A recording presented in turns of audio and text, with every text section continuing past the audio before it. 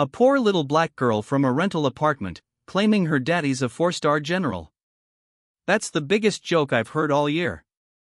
Mrs. Garcia didn't just reject Amamira's essay about her hero father, she ripped it to shreds and tossed the pieces to the floor.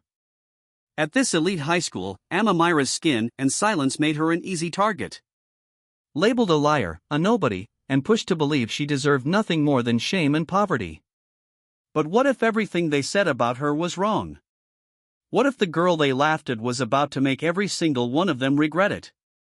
Stay with Storyverse, because just as the world decided her fate, the ground shook, because her father was coming home. And when he walked through those doors, this entire school would wish they'd never touched her. The assignment was simple. Write about a hero in your life. In Mrs. Agatha Garcia's AP English classroom at Jefferson High, however, nothing was ever truly simple. Portraits of dead poets lined the walls, staring down judgmentally at the students. Every assignment was a minefield, and today Amamira Johnson was about to step on the trigger. The classroom was silent, save for the rhythmic ticking of the wall clock and the scratching of pens. Mrs. Garcia, the veteran English teacher, wore a pearl necklace that looked like a tightening noose and a smile that never reached her cold, calculating eyes.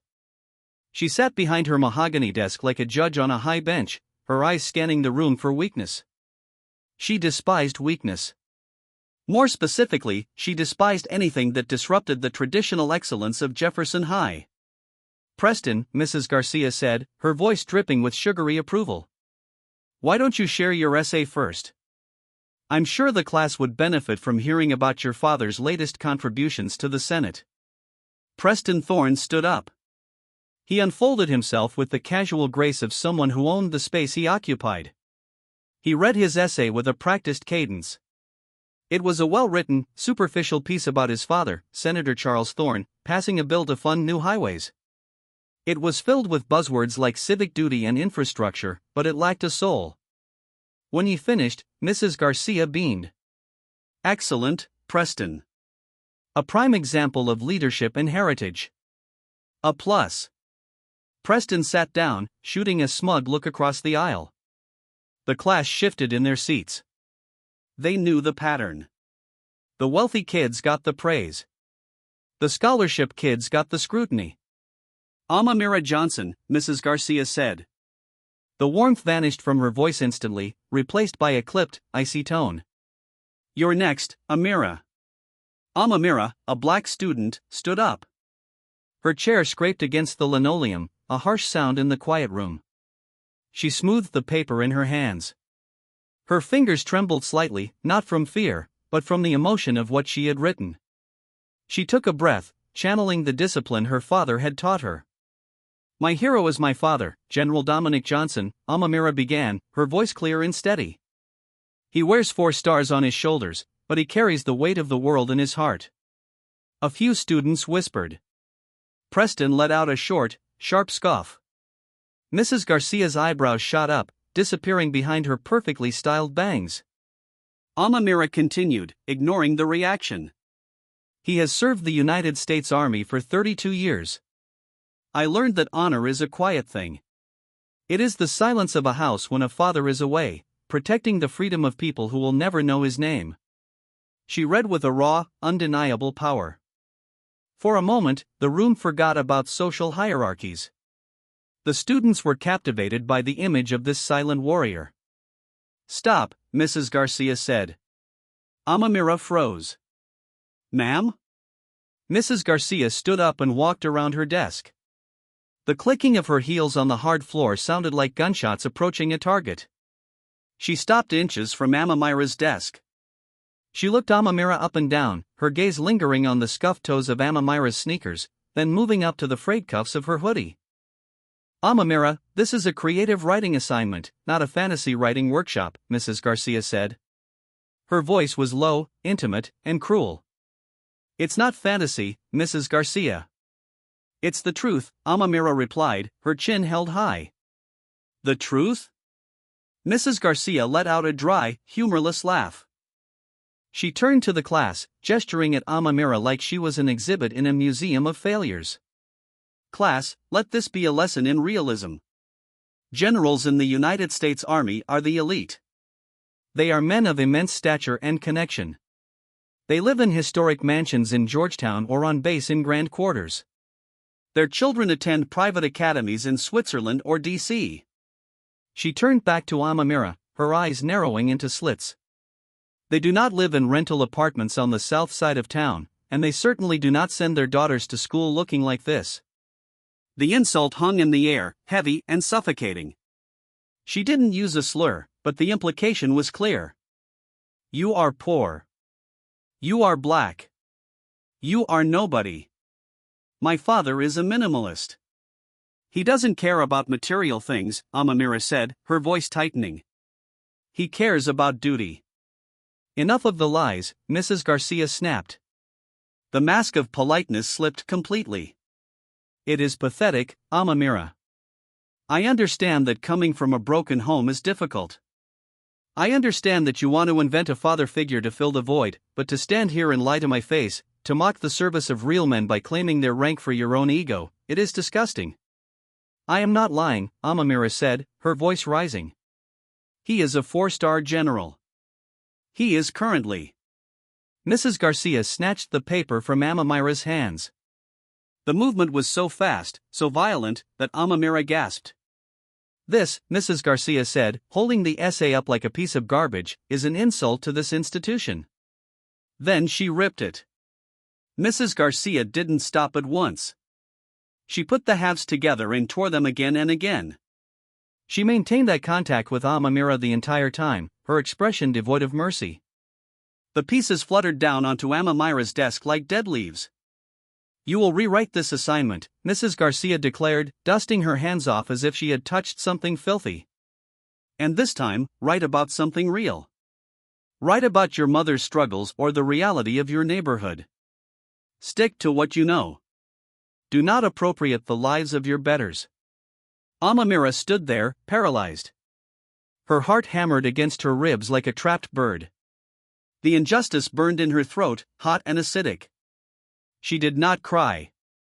She refused to give Mrs. Garcia the satisfaction of her tears. She slowly sat down, staring at the shredded remains of her tribute to her father. The bell rang. The students scrambled to pack their bags, desperate to escape the uncomfortable tension. They averted their eyes as they passed Amamira's desk. No one wanted to be associated with the target. Mrs. Garcia returned to her desk, already grading the next paper, dismissing Amamira's existence entirely. Amamira waited until the room was mostly empty before she began to gather the pieces of her essay. She reached for the section that contained the word honor. Suddenly, a shadow fell over her desk. It was Preston Thorne. He stood there, his leather messenger bag slung over one shoulder. For a fleeting second, Amamira thought he might say something kind. Perhaps he, the son of a powerful man, understood the weight of expectations. Preston looked at the scrap of paper on the desk. Then he looked at Amamira. A slow, cruel smirk spread across his face. 4 stars? Preston chuckled softly. You should have aimed lower, Johnson. Maybe a sergeant. At least that would be believable for your demographic.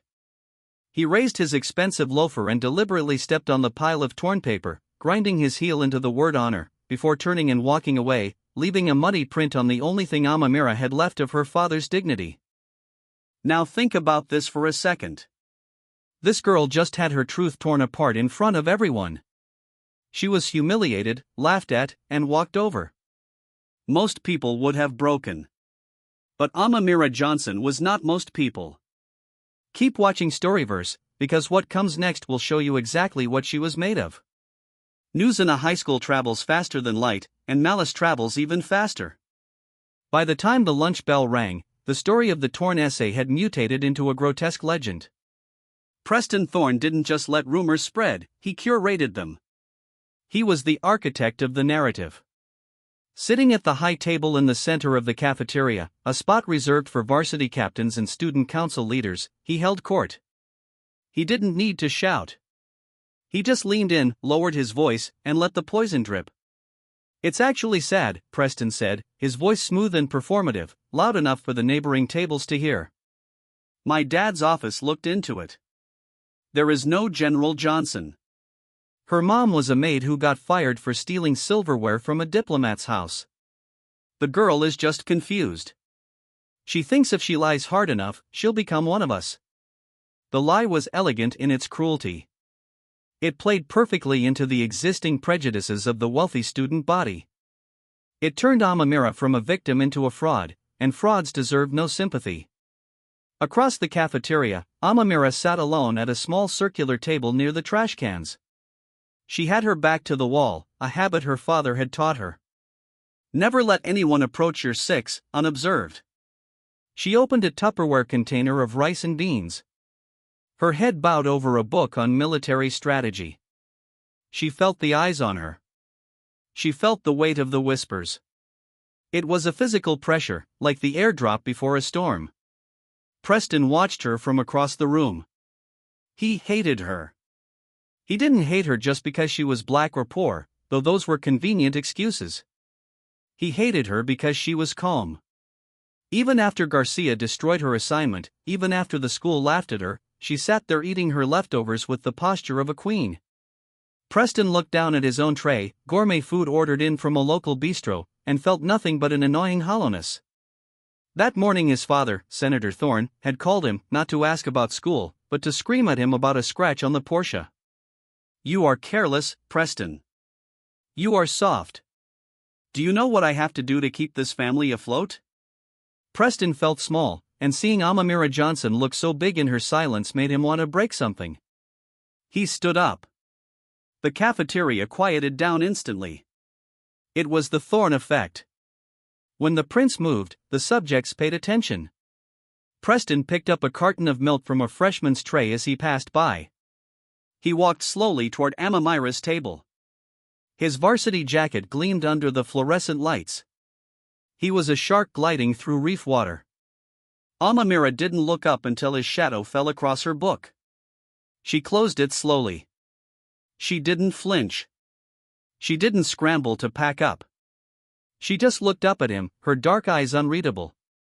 "Can I help you?" she asked. Her voice was steady, devoid of the fear he craved. "Just checking on the charity case," Preston said, smiling. It was a predator's smile. All teeth. "Heard about your dad, the general. That's a heavy rank to carry for a ghost." "My father is real, Preston." "More real than your manners," Amamira replied. The table next to them gasped. No one spoke to Preston Thorne like that. Preston's smile twitched. A vein in his temple pulsed. "You have a big mouth for someone who doesn't belong here. You know, Mrs. Garcia was right. You're dirty. You pollute this place with your lies." He opened the milk carton. "My dad says liars need to be cleansed," Preston said softly. Then he turned his wrist. The white liquid cascaded down. It splashed onto Amamira's head, soaking her hair, running down her face, dripping onto her hoodie and her open book. It was cold and humiliating. Amamira sat frozen. She squeezed her hands into fists under the table, squeezing so hard her fingernails bit into her palms. "Discipline, discipline. Do not engage. If you fight, you lose." "Oops," Preston said, tossing the empty carton onto her food. Slipped. He waited for her to cry. He waited for her to scream, to throw a punch, to give him a reason to destroy her completely. He wanted a reaction. He needed to see her break so he could feel whole. But Amamira didn't break. She took a napkin. She wiped her eyes. She stood up, milk dripping from her chin onto the linoleum. She picked up her tray. "Is that all, Preston?" she asked. "Or does your father need to buy you a bigger audience?" The silence in the cafeteria was absolute. It was a heavy, suffocating silence. Students looked away, studying their phones, their shoes, anything to avoid witnessing the scene. The faculty monitor at the door saw everything and did nothing, suddenly very interested in a spot on the wall. Preston's face turned red. He had won the physical altercation, but he had lost the psychological one. She had taken his best shot and dismissed it as a nuisance. Get out of my face, Preston hissed, stepping close to her, using his height to intimidate. Before I make you. Amamira walked past him. She didn't run. She walked with a measured military stride, carrying her ruined lunch to the trash can. She dumped it, placed the tray on the stack, and walked out of the cafeteria double doors. Preston kicked the chair she had been sitting in. It skidded across the floor and crashed into the wall. What are you looking at? He snapped at the staring students. The cafeteria instantly returned to its noise, everyone desperate to pretend they hadn't just watched a public execution of dignity. Amamira held her breath until she reached the second-floor girls' bathroom. She rushed to the sink, splashing cold water on her face, trying to wash away the smell of milk and the sting of humiliation. She looked up at her reflection, water dripping from her lashes. A general's daughter doesn't cry, she whispered to the mirror, her voice trembling for the first time. Hold the line, Amamira. She reached for a paper towel. And that's when she saw it. Written across the glass of the mirror in bright blood-red lipstick, jagged and aggressive, were two words that shattered her composure. Get out. But everything Amamira had endured still wasn't enough to satisfy Preston. The locker room hummed with the chaotic energy of 40 teenage girls changing clothes. Lockers slammed shut like metallic gunshots. Laughter bounced off the tiled walls. But around Amamira Johnson there was a cordon sanitaire, a 3-foot radius of silence that no one dared to cross. Amamira kept her head down. She focused on the simple task of tying her shoelaces. 3 rows away, Chloe fumbled with her gym bag. Her hands were shaking. In her palm sat a heavy object, warm from being clutched too tight. Preston's Rolex, solid gold, diamond bezel, worth more than a mid-sized sedan. 10 minutes ago, Preston had shoved it into her hand in the hallway. Plant it. He had ordered, his eyes bored. But Preston, that's your dad's. Isn't that a graduation gift? Chloe had asked, horrified by the casual disregard for something so valuable. It's a prop, Chloe, Preston had sneered, checking his reflection in a trophy case. It doesn't matter what it costs. It matters what it buys. And today, it buys me a conviction. Now go. Chloe swallowed hard. She didn't want to do it, but she was terrified of losing her spot at the high table. She waited until Amamira turned to shove her gym uniform into the bottom of her locker. In that split second of distraction, Chloe brushed past Amamira's open backpack sitting on the bench. The sound was faint, masked by the slamming of a locker door nearby. The gold watch slid deep into the front pocket of Amamira's frayed canvas bag, nestling among the pencils and the worn-out paperback of The Art of War. The trap was set. 2 minutes later, the locker room door swung open with force. The chatter died instantly.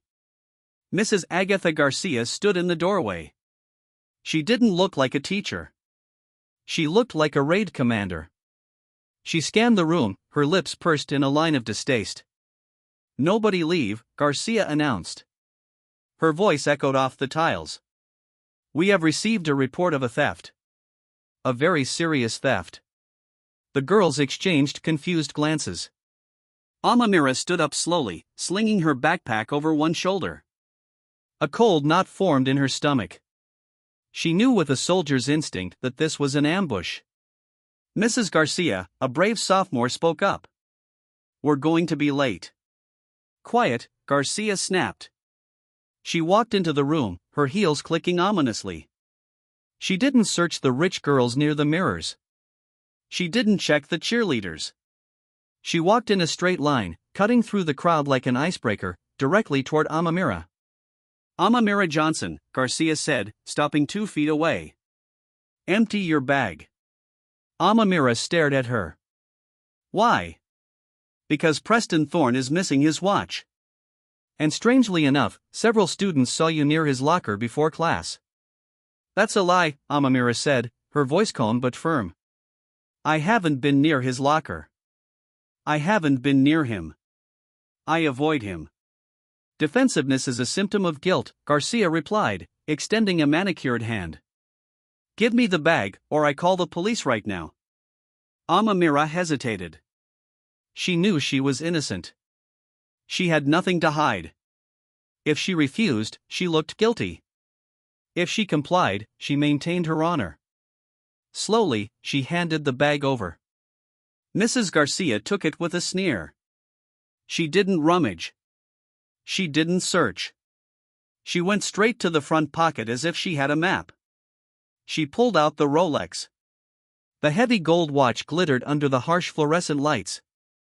It swung from Garcia's fingers like a pendulum of doom.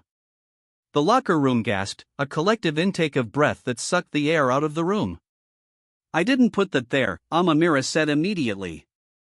Her heart began to pound against her ribs, a frantic drumbeat. "Mrs. Garcia, I didn't take that. Someone put it there." Mrs. Garcia looked at the watch, then at Amamira. In that moment, the teacher didn't see a 16-year-old student. She saw a ghost from 30 years ago. She saw the young, beautiful black woman who had worked in her husband's office. The woman her husband had left her for. The woman who had stolen her life, her happiness, and her dignity. The old wound ripped open, bleeding fresh hate into the present. Garcia projected all the decades-old bitterness onto the child standing before her. "Of course you didn't," Garcia whispered, her voice trembling with suppressed rage. "It's never your fault, is it? It's always a misunderstanding. It's always a frame-up." She stepped closer, invading Amamira's personal space. The smell of her cloying perfume was suffocating. "You people," Garcia hissed, low enough that only Amamira could hear the full venom. "You come into our schools. You walk our halls acting like you own the place. But deep down, you're all the same. You can't stand to see us have nice things. You see something shining, something golden that you can't afford. And you just have to take it. You want to steal our lives because yours are so empty." "I don't want his watch," Amamira said, her voice shaking with the effort to not scream. "I don't want his money. My father taught me that honor is worth more than gold." "Your father," Garcia laughed, a harsh, jagged sound. "The imaginary general. You steal a watch to prove you're wealthy, and you invent a father to prove you're worthy. You are a fraud, Amamira Johnson. A thief and a liar." Garcia turned to the watching girls, holding the watch up like a trophy. "Witness this. This is what happens when we lower our standards. This is what happens when we let them in." She grabbed Amamira's arm. Her grip was surprisingly strong, her fingernails digging into Amamira's skin. "To the principal's office. Now." Amamira stumbled as she was yanked forward. She didn't fight back physically. That would be the end. But her eyes were dry. She wouldn't give them the tears. She walked with her head up. Even as she was being marched out like a prisoner of war. They exited the locker room and entered the main hallway. The bell had just rung and the corridors were flooding with students. As Garcia dragged Amamira past the trophy case, Amamira saw him. Preston Thorne was leaning against the lockers, surrounded by his teammates. He looked relaxed, bored even. He wasn't looking for his stolen watch. He was looking at the show. As Amamira passed, their eyes met. He simply looked at Mrs. Garcia, the adult who was supposed to protect students, and gave her a slow, deliberate wink. Mrs. Garcia tightened her grip on Amamira's arm and gave Preston a barely perceptible nod in return. The realization hit Amamira harder than a physical blow.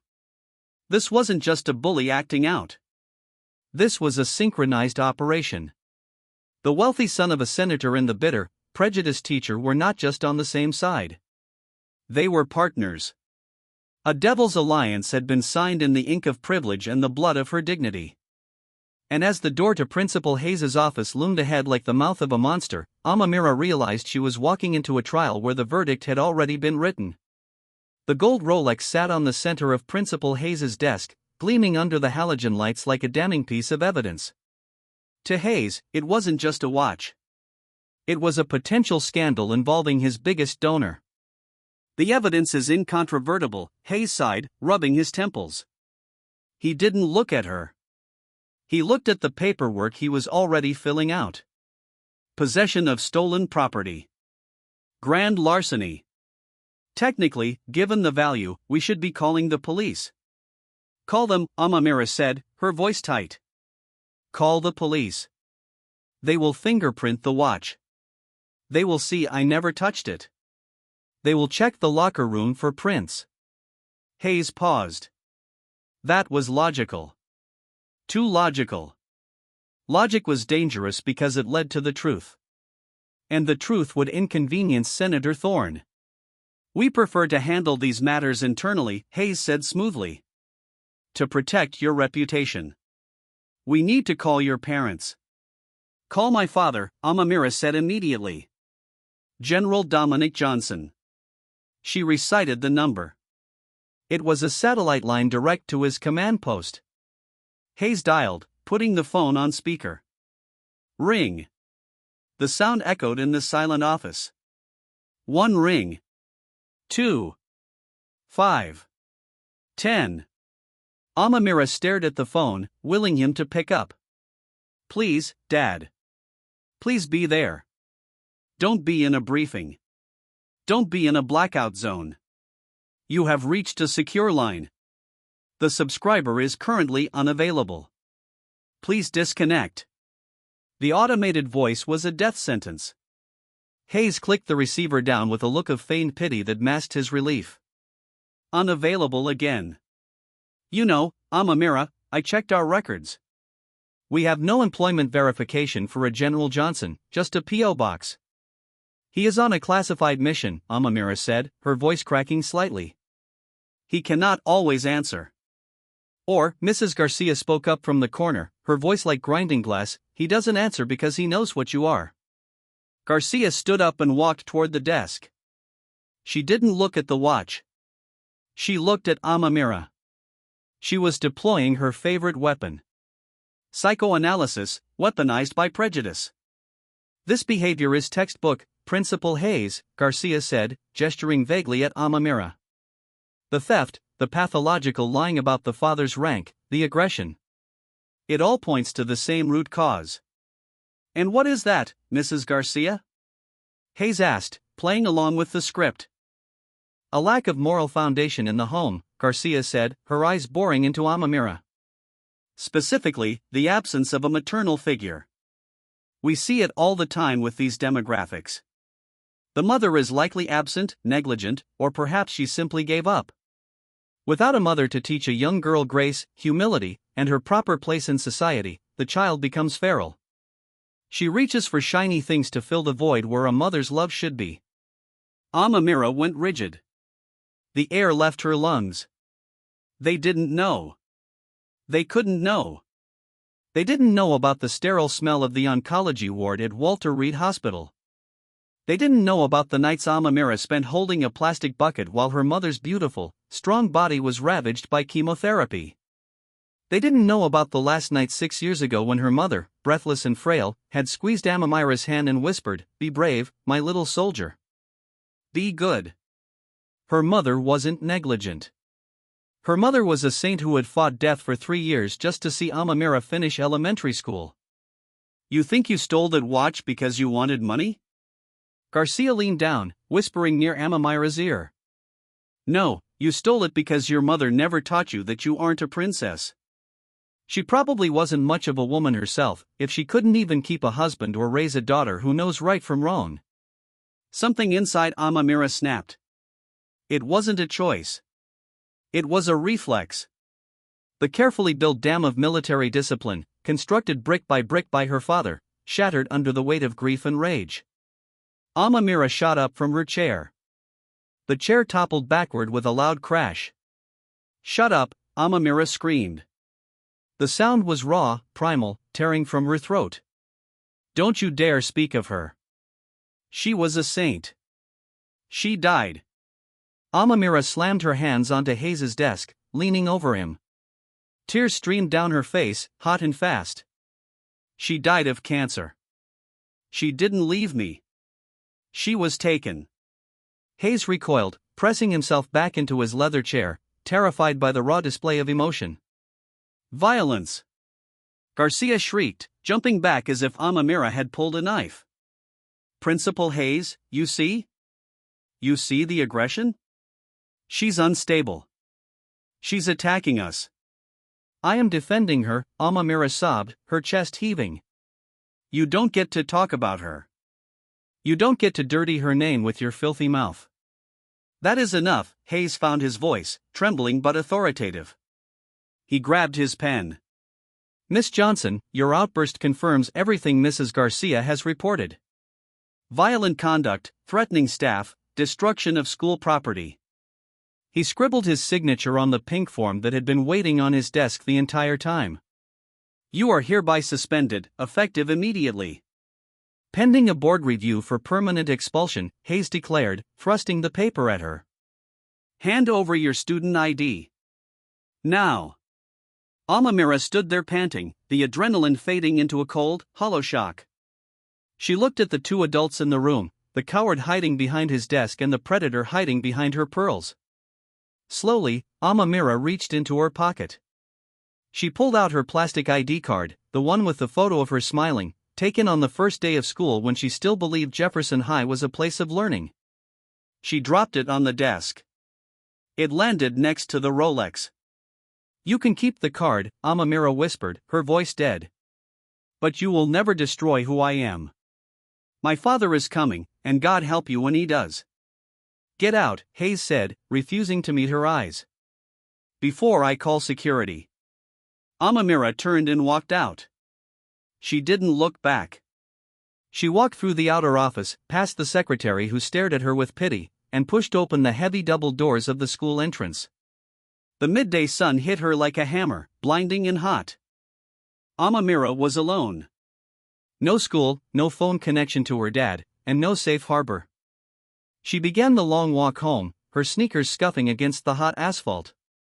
She was so consumed by the ringing in her ears that she didn't notice the black Range Rover idling at the corner of the school parking lot.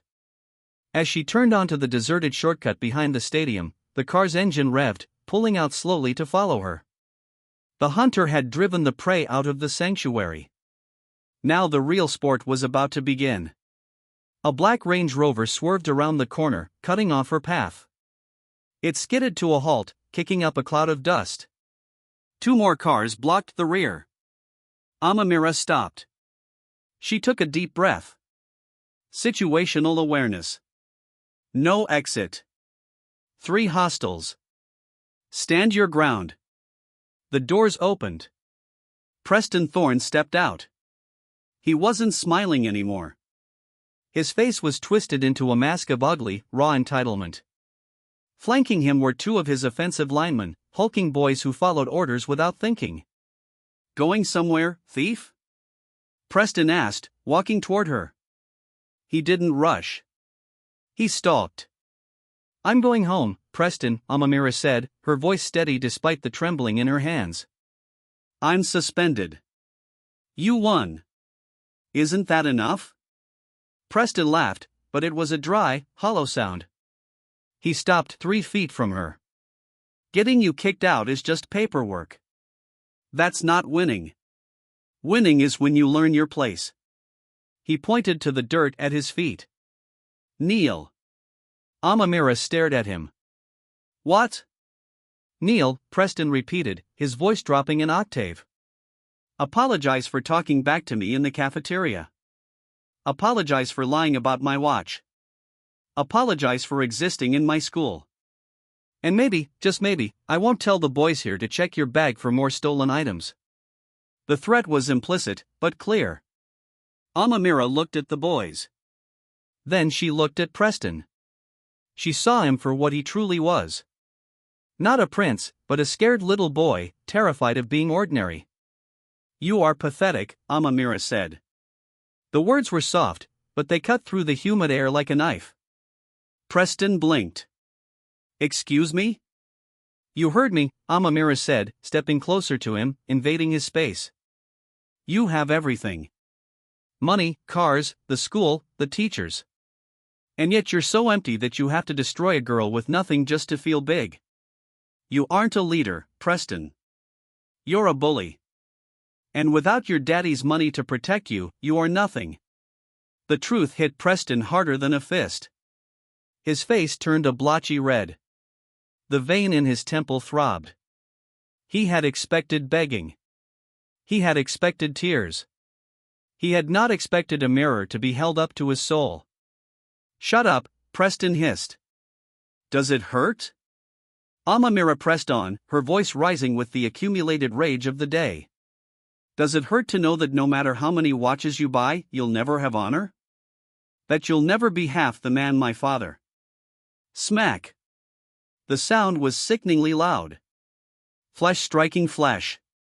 Preston didn't hold back. He put his full weight into the open-handed slap. The force of it knocked Amamira off her feet. She crumbled onto the gravel, her hands scraping against the sharp stones. For a moment, the world spun. A high-pitched ringing filled her ears. She tasted copper, blood from a split lip. "Don't you ever talk about me like that," Preston screamed, his voice cracking. He was breathing hard, his fists clenched. "You dirty little liar." Amamira lay on the ground, stunningly still. She touched her lip, pulling her fingers away to see the bright red smear. She looked up at him. She didn't cry. She looked at him with absolute, terrifying pity. That look drove Preston over the edge. "Stop looking at me." He kicked her backpack. It flew a few feet, the zipper bursting open. Her books, her pencils, and her papers spilled out into the dirt, and sliding out from between the pages of a notebook was the only thing she had managed to save from the day. A 5x7 photograph of her family. Her father in his dress blues, her mother in a sundress, and a young Amamira between them. Preston walked over to the photo. He looked down at it. "Look at this," he sneered. "A fake soldier and a dead maid. Trash, just like you." He raised his foot and stomped on the photo, grinding his heel into the dirt, burying the smiles of her parents under the grime of his hatred. Amamira let out a choked sob. That hurt more than the slap. That broke her heart. She scrambled to her knees, desperate to save the picture. "No. Stop it." "Pathetic," Preston spat. Amamira looked around, desperate for salvation. Her eyes scanned the looming brick wall of the school building 50 yards away. That was when she saw it. On the second floor, a window was uncurtained. Standing there, holding a cup of coffee, looking down at the scene, was Mrs. Agatha Garcia. Amamira's heart leapt. A teacher. An adult. A witness. Mrs. Garcia had seen the slap. She had seen the assault. She had to call the police. She had to stop this. "Mrs. Garcia!" Amamira screamed, waving her bloody hand. "Help! Please! Help me!" Mrs. Garcia didn't move. Through the glass, her face was a mask of indifference. She looked at Preston, then she looked at Amamira, kneeling in the dirt with a bleeding lip. For 5 agonizing seconds, their eyes locked. Amamira begged with her soul. "Please be a human being. Just this once." Mrs. Garcia's expression hardened. She raised her hand, not to wave, but to reach for the cord of the blinds. With a sharp tug, the white slats snapped shut. The window went blank. Mrs. Garcia had seen a felony assault on a minor, and she had chosen to close the blinds. She had chosen the senator's son. She had chosen to let Amamira bleed. The betrayal was absolute. It was colder than the grave. Preston saw where she was looking and laughed. "See? Nobody cares, Johnson. Nobody's coming for you. You're alone." He signaled to his friends. "Let's go. She's not worth the effort." They got back into the Range Rover.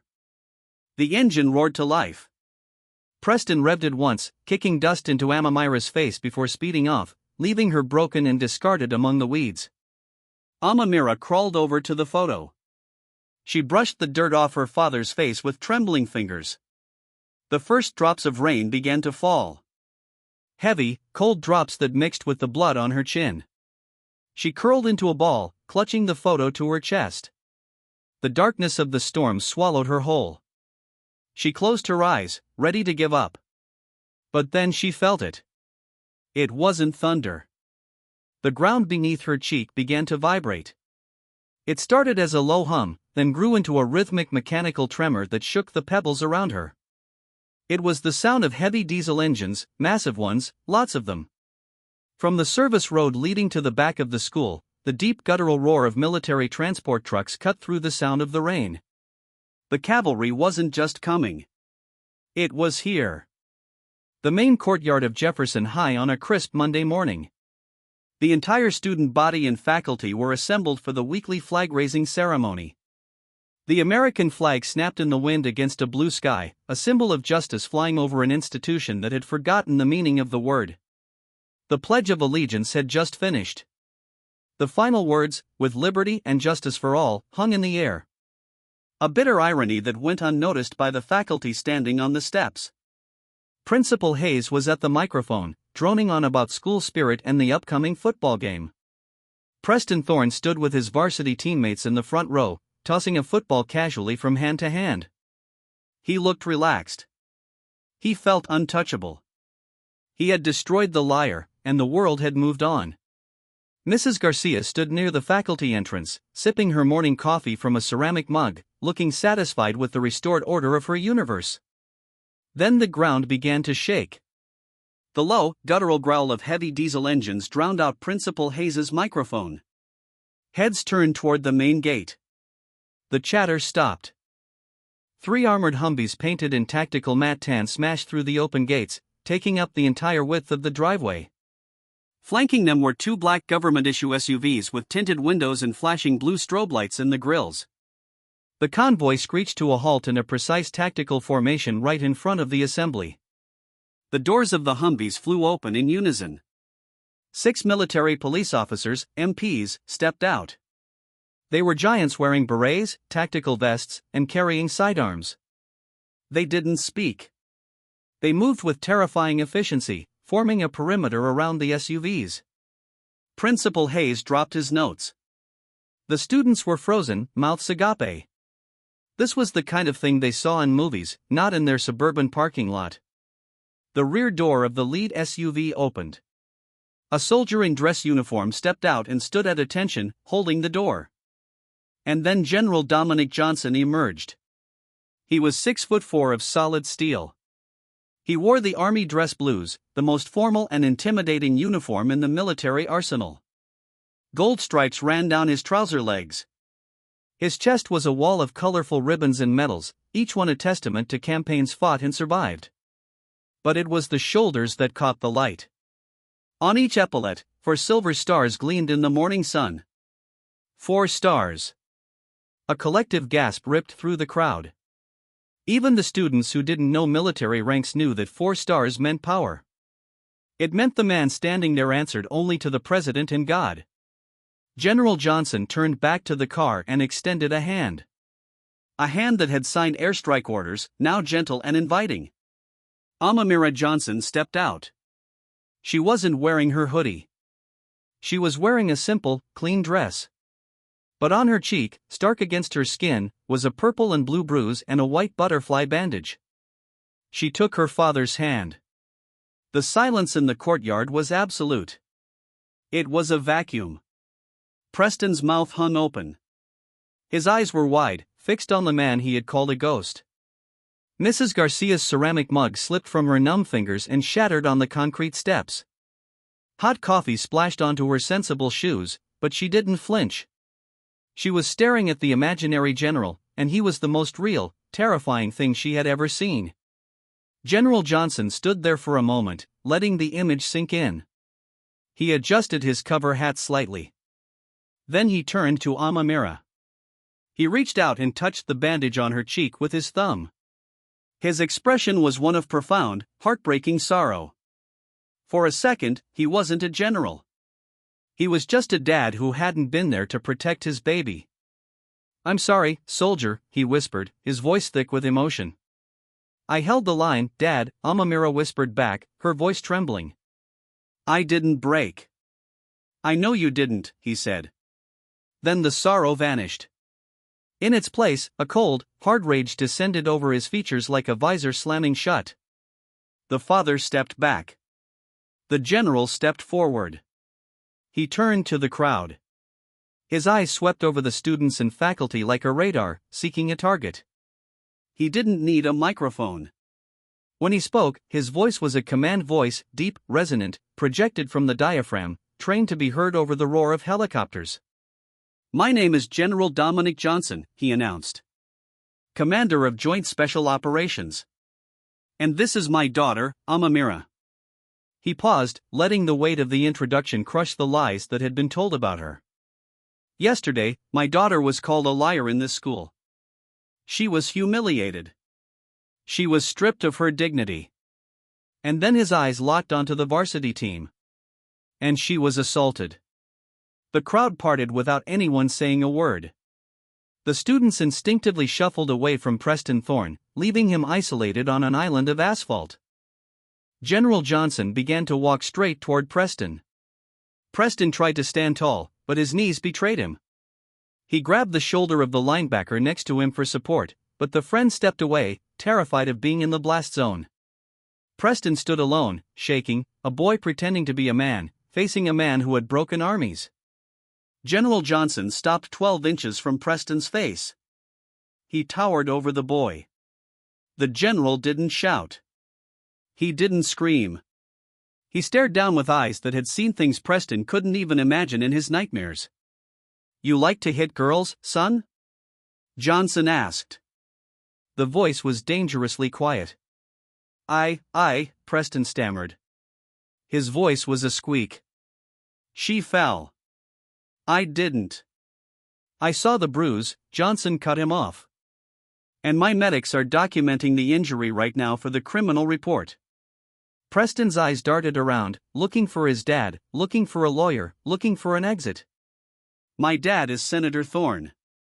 You can't." Johnson leaned in closer. The gold buttons on his uniform gleamed. "I know exactly who your father is," Johnson said. The words were cold steel. "You tell the senator that the ghost has arrived. Tell him that his money ends where my jurisdiction begins." Preston began to hyperventilate. Tears welled up in his eyes. The arrogance was gone, stripped away to reveal the cowardice underneath. "You hurt my child," Johnson continued, his voice dropping to a whisper that sounded like a tectonic plate shifting.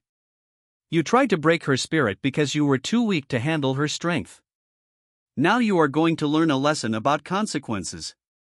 You, and your father, and every adult in this building who watched and did nothing. You are all going to pay the price." Johnson straightened up. He looked at Preston with pure disgust, then turned his back on him, the ultimate sign of dismissal. He walked back to Amamira, took her hand, and looked at the military police officer standing by the gate. "Captain," Johnson barked. "Lock down this school immediately. No one leaves, no one enters. We are treating this as a crime scene." Principal Hayes cleared his throat. It sounded like dry leaves crunching. He adjusted his tie, trying to summon a shred of his usual administrative arrogance. "General Johnson," Hayes began, his voice wavering only slightly. "While I respect your rank, and I certainly apologize for the misunderstanding regarding your identity, you cannot simply commandeer a public school. We have procedures. We have a school board. This is a civilian matter, and frankly, your presence here is a violation of jurisdiction." Johnson didn't look up from the file he was reading. Amamira's permanent record. He turned a page slowly. "Jurisdiction," Johnson repeated the word as if tasting it. He looked up. His eyes were hard. "Flint. Principal Hayes. Does Jefferson High receive Title I federal funding?" Hayes blinked. "Well, yes, of course. But. And do you receive supplementary grants for STEM programs from the Department of Defense?" "I believe so." "Then you are federal contractors," Johnson stated flatly. "And a hate crime committed against the dependent of a senior military officer on federally subsidized ground, facilitated by the negligence of the administration, puts you squarely in my jurisdiction until the FBI arrives." Unless you want me to call the Department of Education right now and have them freeze your assets. Hayes went ashen. The threat was existential. Without that money, the school and his career would collapse. He sank back into his chair, defeated. No, sir. That won't be necessary. Good, Johnson said. Then remain silent. He turned his attention to Mrs. Garcia.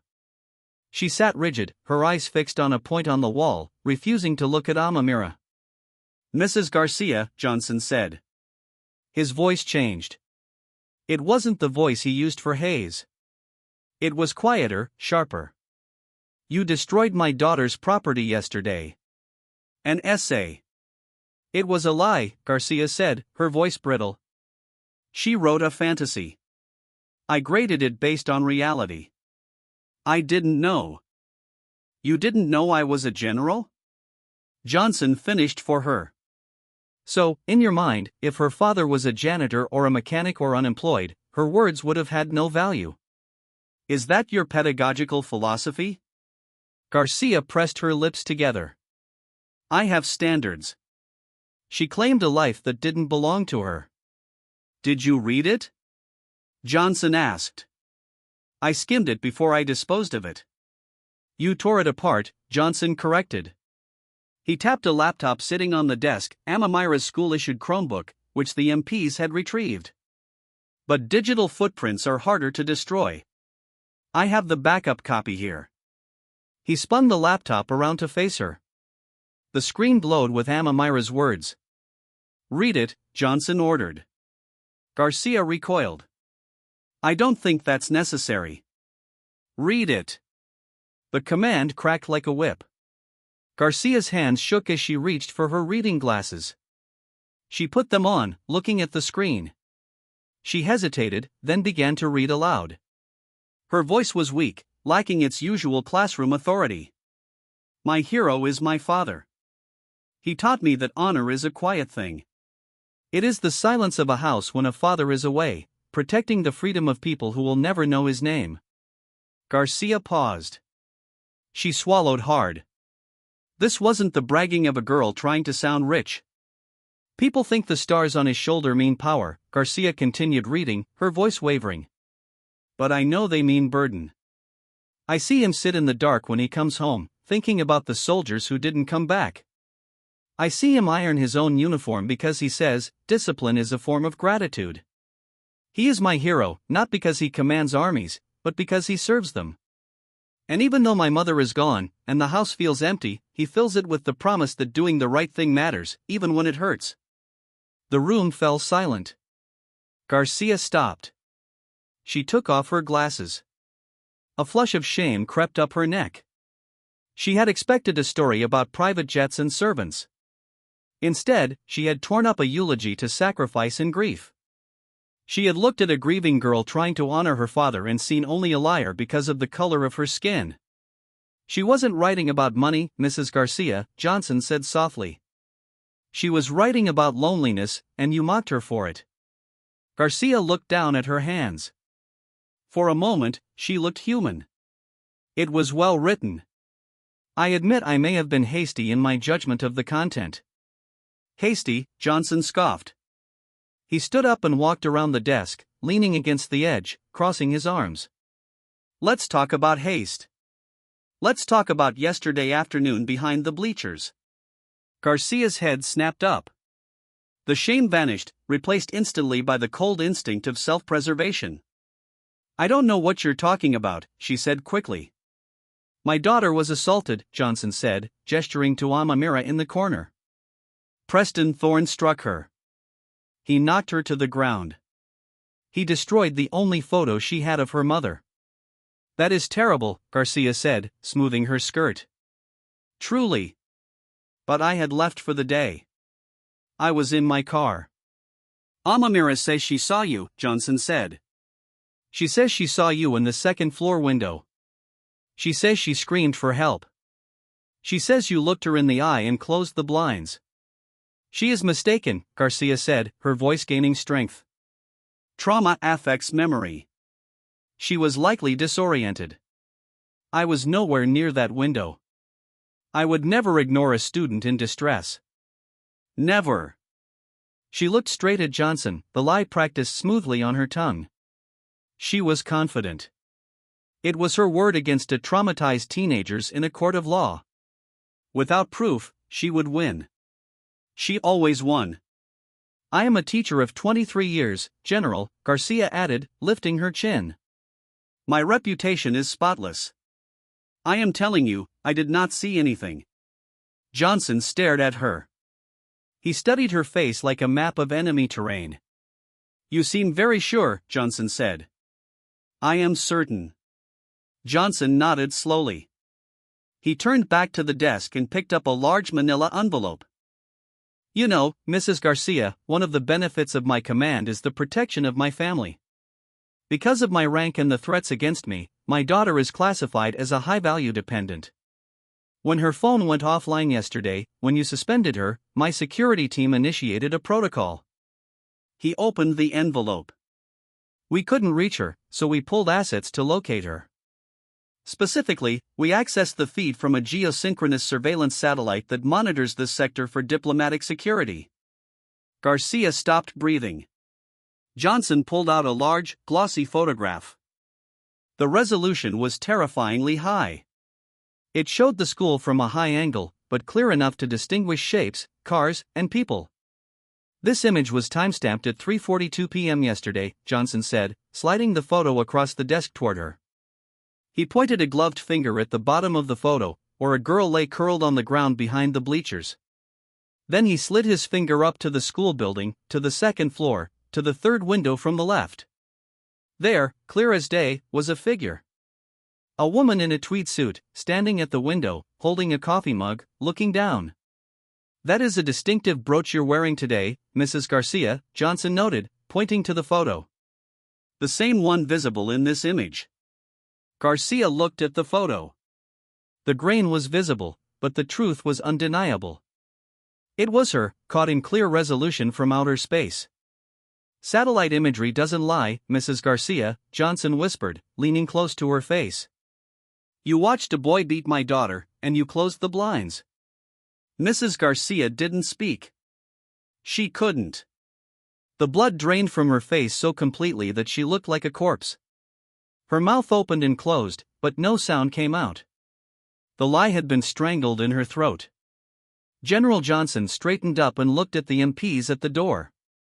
Officers, Johnson said, his voice void of any warmth. Read Mrs. Garcia her rights, and then remove her from my sight before I forget that I am an officer of the United States Army. The double doors of the school board meeting room didn't just open. They were thrown wide by the force of Senator Charles Thorne's entrance. What in God's name is going on here? Thorne bellowed, his voice booming off the paneled walls.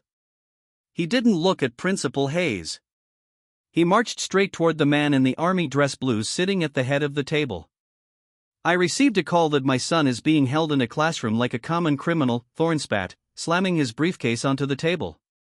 And I find a military occupation in a public school. Have you lost your mind, General? General Johnson didn't flinch. He didn't even look up immediately. He slowly unscrewed the cap of a water bottle, poured a glass, and took a measured sip. The silence stretched out, agonizing and deliberate. I asked you a question, soldier, Thorne snapped, his face flushing.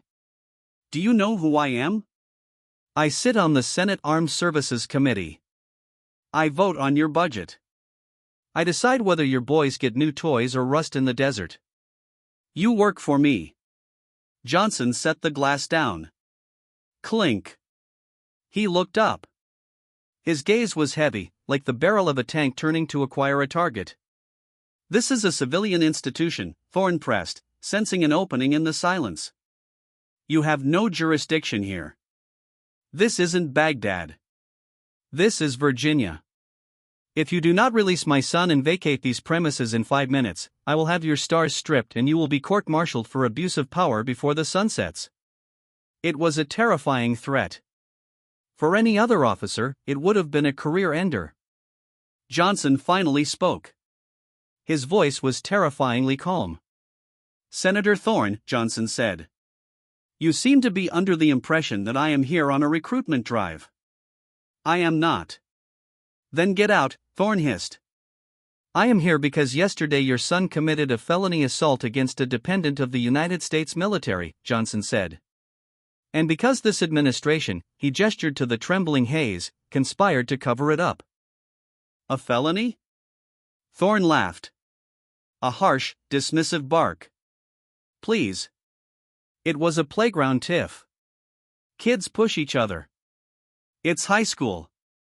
But because you're overprotective, you're turning a shoved shoulder into a federal case.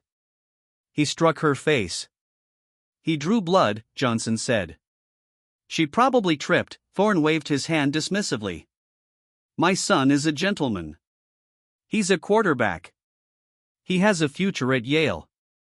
He doesn't hit girls. He hits girls when he thinks no one is watching, Johnson corrected. Just like you threaten officers when you think you hold the purse strings. Thorne leaned over the table, his knuckles turning white. Let's cut the crap, General. How much? Is that what this is? You want a scholarship for the girl? A settlement? I can write a check right now. Let's call it a consulting fee. Take the money, take your daughter, and go back to whatever base you crawled out of. Johnson looked at the senator with an expression of profound pity. That's your answer for everything, isn't it? Johnson asked softly. Checkbooks and phone calls. You think you can buy dignity? It's how the world works, General. Grow up. No, Senator. That is how your world works. Johnson stood up slowly. He was taller than Thorne, broader, and infinitely more dangerous.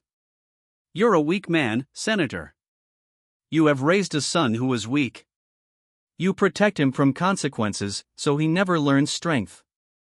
You buy his grades. You buy his friends. And now you're trying to buy his innocence. Watch your tone, Thorne growled. I raised my daughter to stand alone, Johnson continued, his voice hardening into steel. I taught her that when she is hit, she stands back up. I taught her that truth is the only currency that matters. Yesterday, your son broke her lip, but he couldn't break her, because she has something he will never have. Honor. Honor doesn't get you into the Ivy League, Thorne sneered. Power does. And that is why you will lose, Johnson said. Because you think this is a negotiation. You think we are two men making a deal in a back room. Johnson walked around the table until he was face to face with the senator. I am not a politician, Senator. I am a soldier. When an enemy attacks my family, I don't negotiate. I destroy the threat. Are you threatening a United States senator? Thorne whispered, his eyes narrowing. I am promising you justice, Johnson replied. I am going to expose the rot in this school. I am going to expose the grade fixing, the bribery, and the negligence. And if your career becomes collateral damage in that mission, then so be it. Thorne stared at him. For the first time, he felt a flicker of genuine fear. This man couldn't be bought. He couldn't be bullied. Thorne straightened his tie, trying to regain his composure. He let out a cold, confident chuckle. You're bluffing, Thorne said, shaking his head. You have nothing. You have a satellite photo of a teacher looking out a window. Circumstantial. You have a bruised lip. Hearsay. It's the word of a black girl from a rental apartment against the word of a senator's son and a respected faculty member. Thorne smirked, feeling the ground return beneath his feet. This is America, General. The jury will believe the suit, not the hoodie. You have no witnesses. You have no case. You're alone. General Johnson looked at the senator, and for the first time that morning, a small icy smile touched his lips. It was the smile of a chess master who had just watched his opponent walk into a trap. Alone, Johnson repeated softly. Senator, you really should check your intelligence reports before you engage. General Johnson didn't chase Senator Thorne out of the boardroom. He knew men like Thorne. They only feared what they couldn't buy, and the only thing in Jefferson High that couldn't be bought was currently sitting 20 feet underground. Johnson took the service elevator down. When the heavy steel doors slid open, the air changed. It was cooler here, heavy with the scent of chemicals and neglect. The fluorescent lights overhead flickered with a dying buzz, casting long, twitching shadows against the cinder block walls. At the end of the long corridor, inside a cramped room lined with mops, buckets, and shelves of cleaning solvents, a man sat on an overturned bucket. He was polishing a pair of worn-out work boots with methodical, rhythmic strokes. General Johnson stepped into the doorway. He didn't knock. He brought his heels together. Click. The sound was sharp, precise, a military courtesy. Elias didn't jump. He didn't look surprised. He simply paused his hand, the brush hovering over the leather. He slowly looked up, his eyes milky with age but sharp with intelligence. "Haven't seen 4 stars down in this hole before," Elias said, his voice a gravelly rumble. "Last time I saw that much brass, I was lying on a stretcher in Da Nang, looking up at the night sky." Johnson's expression softened, the mask of command slipping just enough to reveal respect. "Marine Corps Recon. 1968, Elias replied, setting the brush down. He stood up, favoring his left leg. "A souvenir from a mortar round that never made the history books. I know why you're here, General. You're looking for ammunition to shoot down the vultures upstairs. They say you're the ghost of this place, Elias," Johnson said, stepping into the room. It felt like entering a bunker. "My daughter, Amamira, told me you always save her the best apple at lunch. She says you're the only one who smiles at her." Elias chuckled, a dry sound like sandpaper on wood. "That girl reminds me of my platoon sergeant. Tough. Took a hit and kept moving. The rich kids here, they look right through me like I'm a pane of glass. But Amamira, every morning she stops. 'Good morning, Mr. Elias.' She sees me, so I made sure I saw her." Elias limped over to a rusted metal locker in the corner. It was dented and covered in stickers from decades past. He pulled a key on a chain from under his uniform shirt. "That woman, Garcia," Elias spat the name like a curse. "She thinks the trash can is a black hole. She thinks once she throws something away, it vanishes from the universe. She doesn't realize that the garbage is my kingdom." He unlocked the bottom drawer and pulled out a heavy-duty black trash bag. It was knotted tight. He dropped it onto the small wooden table between them. It hit with a heavy thud. "Open it." Johnson untied the knot. Inside was a chaotic mess of crumpled paper. But as he looked closer, he saw the care that had gone into it. The papers had been smoothed out. Some, torn into pieces, had been meticulously taped back together with clear Scotch tape.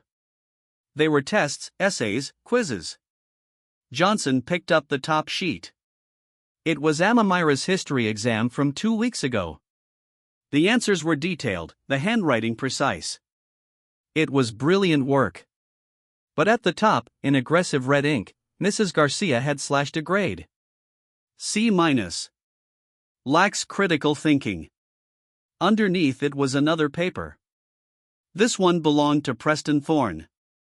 Johnson recognized the sloppy scrawl immediately.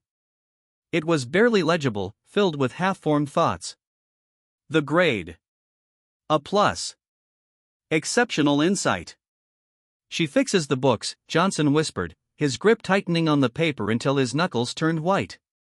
"She throws Amamira's real grades in the trash, so there's no paper trail in the official files." "Not just Amamira," Elias said, leaning against the wall, crossing his arms. "Any scholarship kid, any black kid who gets too smart, any poor kid who threatens the class rank of the donor's children, their hard work ends up in my bin. I've been fishing them out for 2 years, General. I've saved every single one." Johnson looked at the janitor with profound gratitude. "This is systematic fraud. This proves she's targeting them."